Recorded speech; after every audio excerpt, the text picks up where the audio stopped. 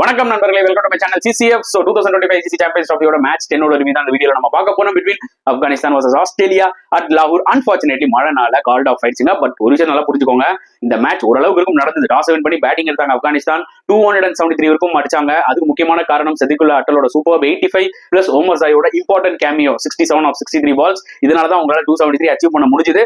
And Australia bowling எடுத்தீங்கன்னா once again Ben Dwarshuis சூப்பரா போட்டு 3 விக்கெட் எடுத்தாரு. அவர் தான் pick of the bowlers. And Spencer ஜான்சனும் நல்லா போட்டாரு, 2 விக்கெட்ஸ் எடுத்தாரு. அண்ட் சேசிங்ல வந்து பாத்தீங்கன்னா சரியான ஸ்டார்டிங் ஃபார் ஆஸ்திரேலியா.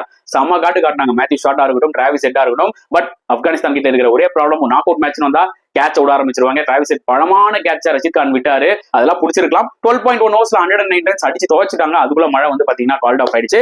எனவே இந்த மேட்ச் வந்து ஆஸ்திரேலியா வின் கூட பண்ணிருக்கலாம். ஏன்னா அந்த அளவுக்கு தான் அவங்க விளையாடிட்டு இருந்தாங்க. ஆப்கானிஸ்தான் அன்பார்ச்சுனேட்லி வந்து பாத்தீங்கன்னா இந்த டோர்னமெண்ட்ல செமிஃபைனல் போறது ரொம்ப கஷ்டம். 1% சான்ஸ், அது ரொம்ப கஷ்டம். பட் ஆஸ்திரேலியா வந்து பாத்தீங்கன்னா குவாலிஃபை ஆயிட்டாங்க இந்த ஒரு டெப்ளிகேட் போலிங் லைனை வச்சுக்கிட்டு. உங்களோட கருத்துக்களை கமெண்ட் செக்ஷன்ல போடுங்க.